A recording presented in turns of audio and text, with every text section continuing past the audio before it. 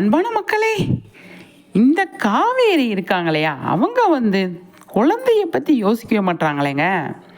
மரம் ஏறுறாங்க, அங்கே போகிறாங்க, இங்கே வராங்க, ஒரே பதட்டத்திலே வச்சுருக்காங்களே யாரை, நம்மளோட விஜயை. அவருக்கு தான் அங்கே பயங்கரமாக கோவம் வருது. நீ என்ன காவேரி, வயிற்றில் நம்ம குழந்தை இருக்கிறது உனக்கு தெரியாதா? ஏன் இப்படியெல்லாம் பண்ணுற, வேலை செய்கிற, அங்கே போகிற இங்கே போகிற, மரம் ஏறுற, அதை பண்ணுற இதை பண்ணுற, எதுக்கு காவேரி இப்படி பண்ணுற? எனக்கு பயமாக இருக்குது, என்னை பதட்டத்திலே நீ வச்சுருக்க. நீ இந்த மாதிரியெல்லாம் பண்ணலாமா? கொஞ்சமாவது பொறுப்போடு இருக்கியா நீ அப்படின்னு சொல்லிட்டு பயங்கரமாக காவேரியை பேசுகிறாரு. அது ரொம்ப பிடிச்சிருக்குங்க. நான் இந்த வீடியோ நான் முன்னாடியே போகணும்னு நினச்சேன். ஆனால் விஜய் பேசுறது அவ்வளோ செம்மையாக இருக்குது, அவ்வளோ க்யூட்டாக, அவ்வளோ அழகாக அவர் பேசிகிட்டு இருந்தார். இதெல்லாம் நியாயமா காவேரி, என்ன நீ நினச்சிட்டு இருக்க அப்படின்ற மாதிரி சூப்பராக சொல்லிகிட்டு இருப்பார். அப்போ காவேரி சொல்லுவாங்க, சாரிங்க, நான் உங்கள் குழந்தைய பற்றி நான் மறந்துட்டேன், அதுதான் அங்கே மிஸ்டேக் ஆயிடுச்சு, நான் ஏன் அப்பாவை பற்றி நினச்சிட்டு என் குழந்தைய பற்றி நான் மறந்துட்டேங்க அப்படிங்கிற அவங்க சொல்லும்போது நானே அப்படி தான் நினச்சேன். என்ன காவேரி இப்படி பண்ணுறீங்க? குழந்தைய வச்சு தான் நீங்கள் 2 பேரும் ஒன்று சேர முடியும், ஆனால் நீங்களே இப்படி பண்ணலாமா காவேரி அப்படிங்கிற மாதிரி எனக்கு தோணுச்சு. காவேரி என்ன காவேரி அப்படிங்கிற மாதிரி தான் இருந்தது. அதுதான் விஜய் ஒரே பதட்டத்திலே இருக்கிறத பார்த்துட்டு காவேரி இப்போ ஒரு முடிவு பண்ணிட்டாங்க. இனிமேல் நான்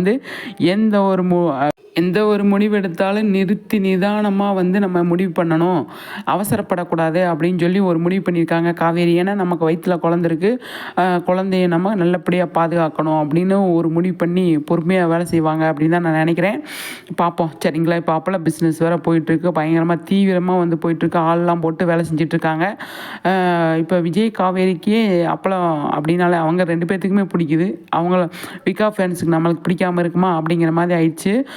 அப்பளம் பிஸ்னஸில் ஆள் போட்டுலாம் வேலை பார்க்குற அளவுக்கு டெவலப் ஆகிட்டாங்க. பார்ப்போம் சரிங்களா. சூப்பராக போயிட்டுருக்குங்க நம்மளோட மகாநதி பயங்கரமாக போயிட்டுருக்கு, அவ்வளோ அழகாக போயிட்டுருக்கு. ஆனால் குழந்தைய பார்த்துக்கோங்க காவேரி, குழந்தைய வச்சு தான் நீங்கள் விஜய் கிட்டே போக முடியும், இல்லாட்டா உங்கள் அம்மா சாரதா விட மாட்டாங்க அப்படின்னு ஒரே பதட்டத்தில் நம்ம இருக்கிற டைமில் சரிங்க நான் பார்த்துக்கிறேன் அப்படின்னு ப்ராமிஸ் பண்ணியிருக்காங்க காவேரி.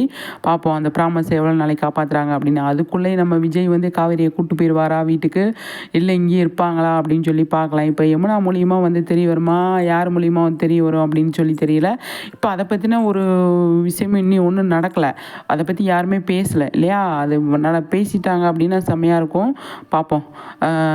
காவேரியோட கன்சீவாக இருக்கிறத பற்றி வீட்டில் யாராவது டிஸ்கஸ் பண்ணால் நல்லாயிருக்கும். அது கொஞ்சம் நல்லா கொண்டு போவாங்க அப்படின்னு தான் நான் நினைக்கிறேன். அந்த சீன்லாம் வர்றதுக்காக வெயிட் பண்ணுறேன். அது ரொம்ப நாள் ஆகும் அப்படின்னு சொல்லி தான் எனக்கு தோணுதுங்க. இந்த பசுபதியோட மேட்டரெல்லாம் முடிச்சுட்டு தான் அதை ஸ்டார்ட் பண்ணுவாங்க அப்படின்னு சொல்லி தோணுது. உங்களுக்கு என்ன தோணுதுன்னு சொல்லிட்டு கண்டிப்பாக நீங்கள் கமெண்ட்ஸில் சொல்லுங்கள் சரிங்களா. சீக்கிரமாக விஜய் காவேரி வீட்டுக்கு தெரியணுமா வேண்டாமா அப்படின்னு நீங்கள் சொல்லுங்கள். நம்மளோட சேனலை ஃபஸ்ட் டைம் பார்க்குறீங்க அப்படின்னா கண்டிப்பாக சப்ஸ்கிரைப் பண்ணிக்கோங்க, மறக்காமல் லைக் பண்ணுங்கள்.